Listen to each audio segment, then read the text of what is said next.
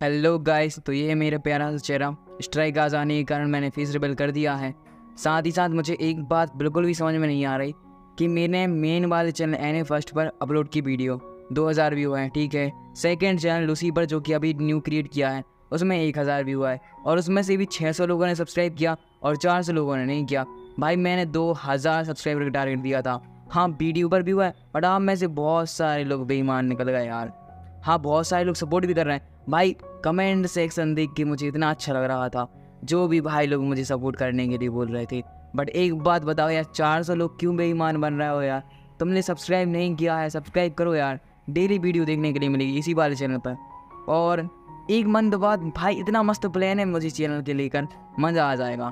ठीक है, तो सब्सक्राइब कर लेना। सोलो स्टार का न्यू एपिसोड देखो जो कि नोबल ब्रेकडाउन है। Okay bye.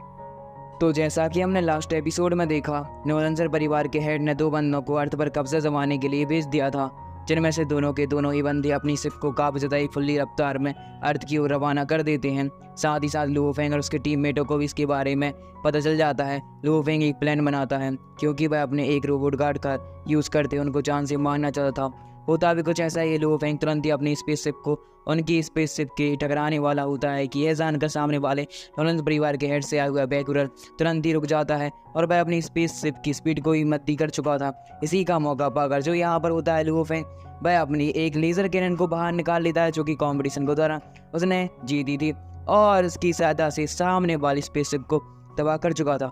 बैकुरल नाम का बंदा वहाँ पर बच जाता है। लुओ फेंग इसके बीच में आइकॉनिक लेवल की फाइट भी होती है और दोनों के दोनों ही इंजर्ड होकर एक प्लेनेट पर जाकर गिर जाते हैं, जहाँ पर बैकुरल ने हमारे प्यारे लुओ फेंग को अपना मास्टर चुन लिया था। तो अब आगे इस एपिसोड की स्टार्टिंग भी उसी सीन को दिखाते हुए होती है जहाँ से हमारा लास्ट पार्ट एंड हुआ था।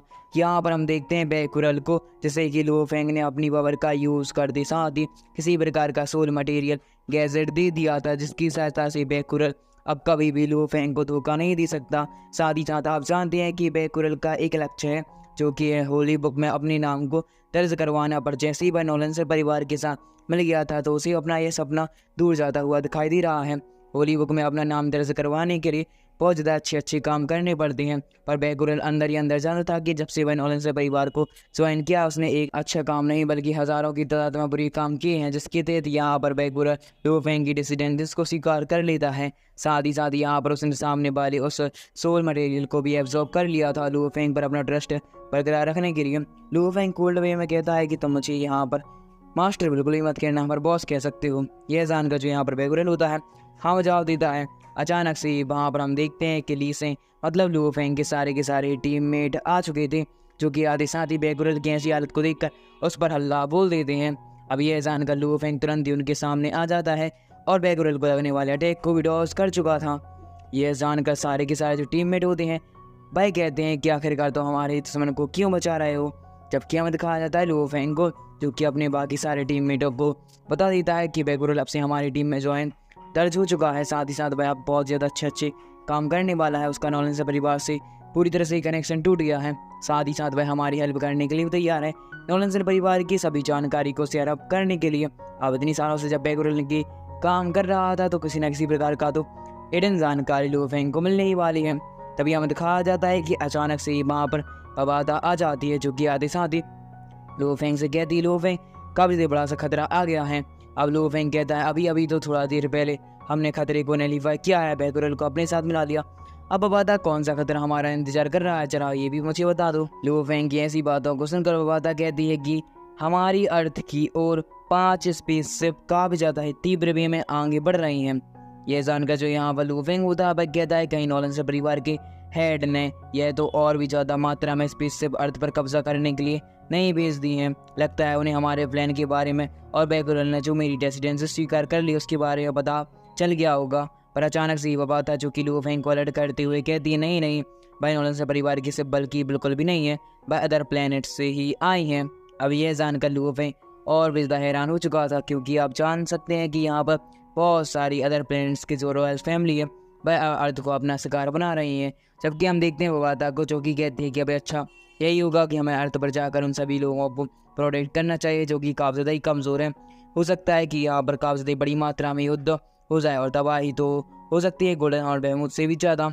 अब लुओ फेंग कहना शुरू कर दिया, बात ऐसा ना बोलो, तभी हमें दिखाया जाता है कि जो यहाँ पर बैकवेल होता है वह एक चैम्बर में जाकर आराम करने के लिए पहुंच चुका था। साथ ही साथ लू फेंग ने अपने सबसे स्ट्रॉन्ग वाले गार्ड को भी वहाँ पर भेज दिया होता है।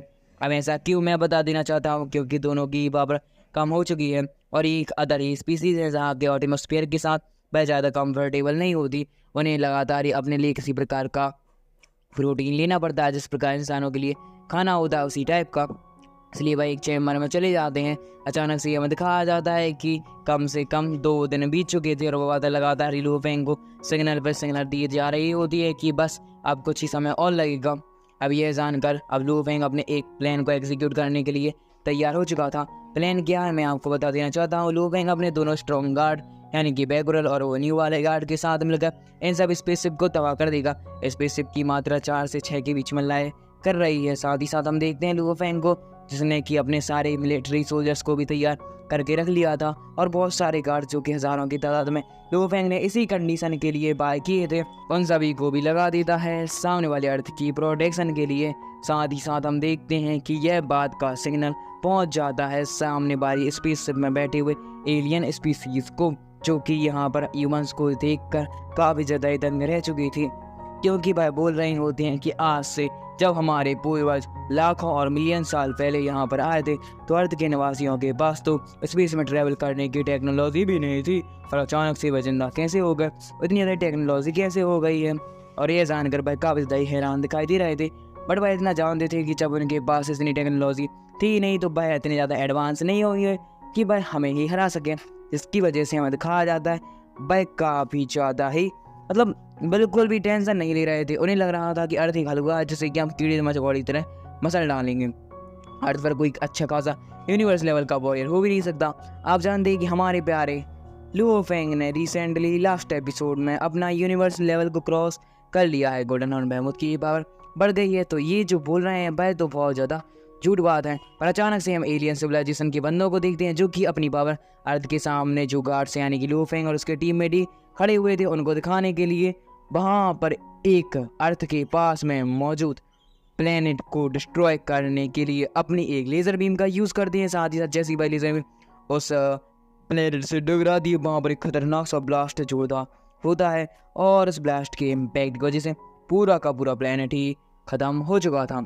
इनके पास भी C2 कैनन की लेज़र बीम गन है और यह जानकर वहाँ पर मौजूद लू फेंग और भी ज़्यादा हैरान हो चुका था। C2 कैनन की लेज़र गन काफ़ी ज़्यादा ही कम मात्रा में पाई जाती हैं। लू फेंग के पास भी एक है, बट एक से क्या ही होगा क्योंकि उसकी सिर्फ में एक लगी है जबकि इनकी सिर्फ तो 6 से 5 हैं। तो हम देखते हैं कि यहाँ पर लू फेंग अपने सभी टीममेटों सोल्जर्स को अलर्ट कर देता है कि अब फाइट करने का वक्त आ गया है। साथ ही साथ लू फेंग के दोनों ही गार्ड भी पावरफुल वाले बैकरल भी तैयार होता है फाइट करने के लिए। अब उनकी ऐसी नादानियों को देखकर एलियन सिविलाइजेशन के बंदे जो कि बैठे हुए होते हैं अपने स्पेसशिप में वह जोर जोर से हंसना शुरू कर देते हैं और कहते हैं ये मानव तुच्छ से मुझे मारने का ट्राई करेंगे, बिल्कुल भी ऐसा नहीं हो सकता। आज ये अपनी मौत को ही दावा दे रहे हैं। हम तो सोच रहे थे कि इनको स्लेव बनाकर अपना काम निकलवाने, बट अब क्या ही कर सकते हैं। कम से कम हमें 100 और 100 से 1000 ह्यूमन की बलिदानी देनी होगी, जिसके तहत बाकी सारे ह्यूमन के अंदर एक डर बैठ जाएगा और वह हमारा काम मानने के लिए पूरी तरह से ही तैयार हो जाएंगे। अब उनके ऐसा कहते ही हमारा ये पार्ट जो है वह एंड हो चुका है। Thank you for watching and keep supporting. मिलते हैं नेक्स्ट वीडियो में। Bye bye.